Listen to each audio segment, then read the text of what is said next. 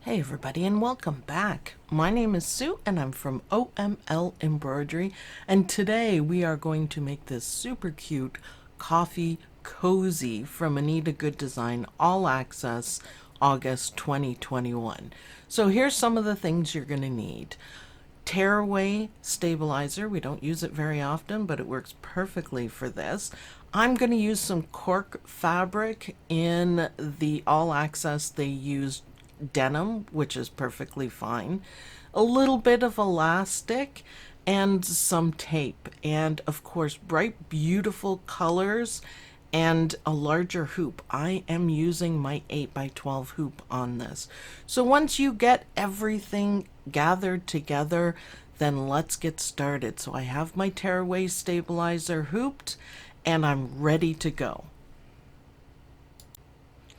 So the first thing we're going to do, of course, is the placement. Now I'm going to be using a darker thread so you guys can see it, but you can see this is a much larger design, and so you need a bigger hoop for it, but it's easy to do. Now I've pre-cut my cork fabric, or cork, it's almost like vinyl, it's a bit thicker, and it's 4 by 11.5, so that just makes it a whole lot easier to place down and make sure everything fits. Now I'm almost a little off on the top, but it's okay. I don't really want to be playing applique chicken, so yeah, try to be careful with that.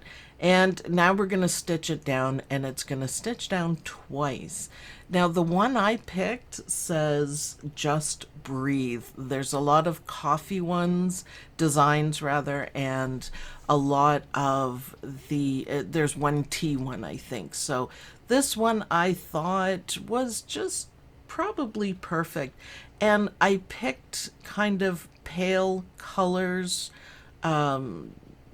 I just thought it would look nice. I think it would look nice in any colors, but I just picked like, you know, soft pink, purple, blue, yellow, and I like how it turned out. So once this gets stitched down, take your hoop out of the machine and very carefully trim it. And I'm a little bit off on some of it. There we go. Magic. Done. Why not? That worked out well, by the way. And then we're going to start with zigzag stitches. Now these stitches are really cool. They're kind of a little bit more on the inside of it, and it just gives it a kind of a fringe effect. So two contrasting colors would look great on this part. So it's going to go all the way around. It's just it's good because it helps hold everything down, but also a really pretty effect. So I'm using pale green for this one, and I did the outside in pink. So the pale green and the pink, it looks really cute. I really like it. So it's going to continue all the way around, and like I said, it's going to help hold everything down. We're not worrying about the back yet or the elastic yet. We are going to be doing that after it stitches out the entire design. So choose your colors wisely on this. You know, if I was using denim, I'd probably use like really bright colors. I also, of course, had thoughts of Halloween colors, you know, because I'm me, and I thought that would be cool, but I also thought Christmas colors too. All right, well, that part is done, and now we are going to get started on the actual design. So it starts kind of from the outside in. So I've changed colors here, and I'm doing the soft pink, and it's really beautiful. It looks really nice on the cork fabric, but the design is very elaborate and it fills up the entire coffee cozy, and it looks really good. It's very detailed, which I like. So we're just gonna let that stitch, and it's fun to watch. I have it sped up just a little bit, so it's easy for you guys to see, but I'm going to go through and change the colors. I add blue, pink, yellow, and purple, and I'll see you guys at the end where I need to show you what to do to put everything together.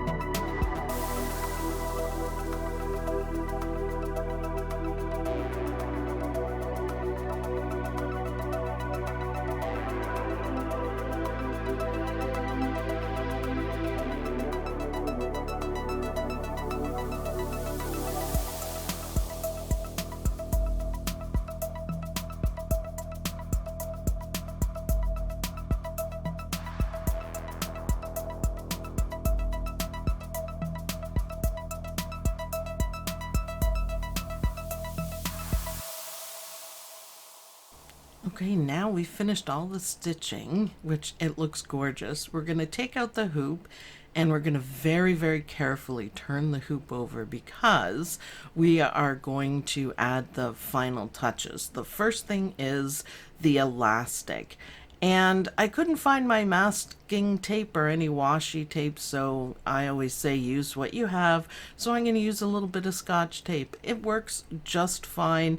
You have to press down a little bit more, so remember though, you're on the underside of the hoop and you really don't want to push it too much because you don't want the stabilizer to move. So I just folded it in half and make sure it's in far enough from the edge, and there's two pieces that you're going to do. So there's one and here is the second one. Just again being very careful not to push too hard on it. And then once those are down, we are going to put the back piece of cork fabric, making sure everything is covered up. Now, because this is a precision placement, I am actually going to tape a little bit underneath, being very careful. I don't usually use tape underneath to this extent, but I really, really don't want it to move at all. I have a little bit of leeway on the fabric, but not enough to just place it underneath. So a couple of strategically and kind of struggly pieces of tape. There we go. And I'm going to turn it over, and I do give it a little press when it's flat on the table. It looks good. It looks like it's going to stay. So back on the machine. Watch, watch. There we go. And now we're going to stitch it down. Now you can see, because it's tearaway, you can see through the fabric, so I know my placement is just fine. So I always check that out just to make sure. But you can see I do have a little bit of leeway, but I was just not happy just placing it underneath like I normally do. It's a bigger hoop too. So once this is stitched down, you can breathe a little bit, which is nice that it worked perfectly. And we're going to trim this out. It does stitch down twice, which I kind of wondered how many times it was going to go over the elastic, but it does it twice, so that's good. So we're going to take this out and trim the background. Now the only thing you have to do is take your time, but make sure that you don't cut the elastic. It's really easy to do. Make sure that it's pulled back and you're very careful about it. If you were to cut the elastic, then I would say you could put some more elastic on it and kind of backtrack a little bit. So very carefully, and everybody please look what I'm doing here. Okay, well, not this part. I'm struggling a little bit. Darn bobbins.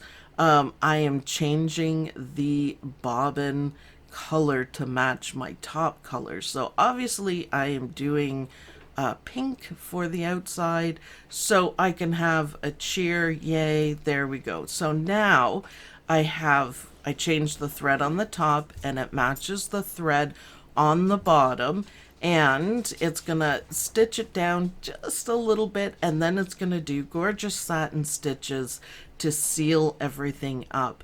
And because I actually did change my bobbin, which I never do, everyone knows that, the back is gonna look just as pretty as the front. And I'm really happy with this design and how it worked out, and the pretty colors on it as well. So here we go with the satin stitches. It takes a little bit of time to get this done, but it's not too bad either. The only thing I have left to do is to manually sew on a couple of buttons, but that's okay. It's not that hard to do. You're just gonna kind of line up your elastic, and it's not that bad. I gotta find buttons. I don't really have any. I probably have some in a drawer. So yeah, I'm gonna have to look 2 buttons for the 2 elastic pieces. Now, if you look over to the right there, you can see how much the green zigzag stitches show up. Now, I really love how pretty they are. I think it looks really nice. I think if you did like black and white or red and white, I think it would be fantastic and show up really well. But I'm sticking with my soft colors just for fun. So yeah, the satin stitches are finishing up everything really nicely.